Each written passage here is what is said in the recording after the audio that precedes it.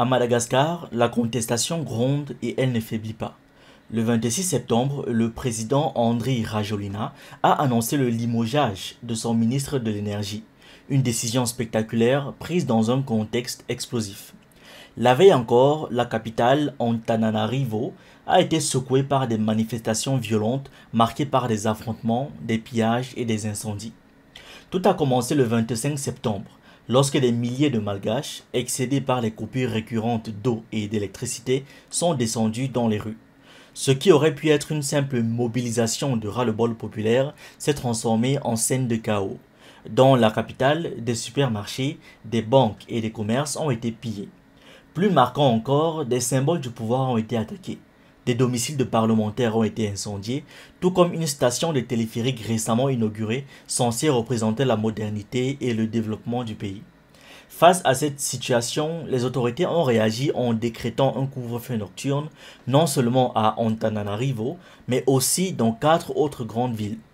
Pourtant, malgré cette mesure répressive, des incidents ont continué d'éclater, notamment dans la périphérie sud de la capitale.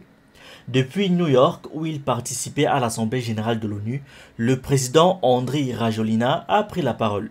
Dans une allocution enregistrée, il a dénoncé ce qu'il a qualifié d'acte de déstabilisation. Pour montrer sa fermeté, il a décidé de limoger son ministre de l'Énergie, estimant que ce dernier ne faisait pas son travail. Mais beaucoup s'interrogent.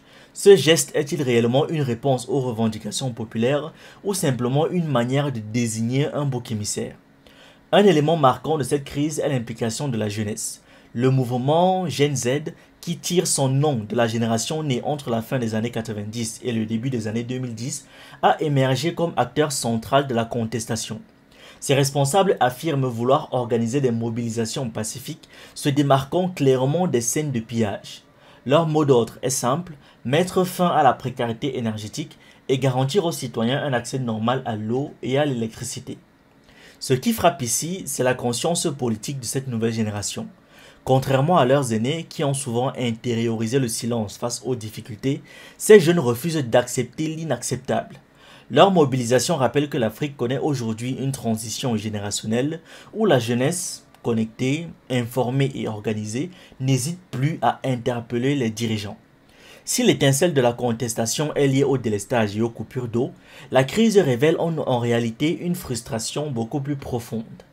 Les Malgaches dénoncent une mauvaise gouvernance chronique marquée par des projets de prestige, comme le téléphérique récemment inauguré, qui ne répondent pas aux besoins essentiels du peuple. Pendant que des milliards sont investis dans des infrastructures vitrines, les citoyens vivent toujours dans l'obscurité et la soif.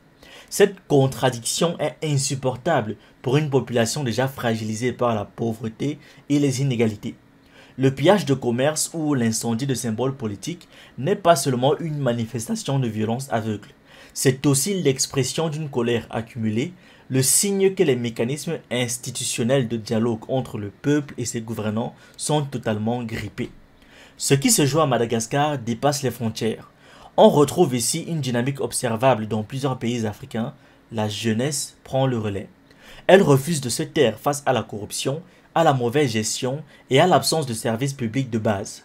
Cette génération n'est pas seulement une force démographique, c'est une force politique et sociale qui veut transformer le continent. Le cas malgache illustre un paradoxe récurrent. Les dirigeants africains préfèrent souvent investir dans des projets visibles qui flattent l'image internationale plutôt que dans des infrastructures essentielles pour la population. Mais dans un monde de plus en plus connecté, ces stratégies de communication ne trompent plus personne. La jeunesse voit, compare et s'indigne. En réalité, les coupures d'eau et d'électricité ne sont que le symptôme d'un problème plus vaste, celui d'un État qui peine à répondre aux besoins fondamentaux de son peuple. Et c'est précisément sur ce terrain que la génération Z malgache se mobilise. Redonner du sens au mot développement, non pas comme une façade destinée aux investisseurs étrangers, mais comme une amélioration concrète de la vie quotidienne des citoyens. Merci d'avoir regardé cette vidéo. N'oubliez pas de liker, de partager et de donner votre avis en commentaire. Vous pouvez aussi nous suivre sur nos différentes plateformes Facebook, YouTube, TikTok et surtout sur le réseau social africain Diba World, disponible sur Android et iOS. Pour ceux qui le souhaitent, vous pouvez aussi rejoindre notre communauté WhatsApp. Tous les liens utiles sont dans la description.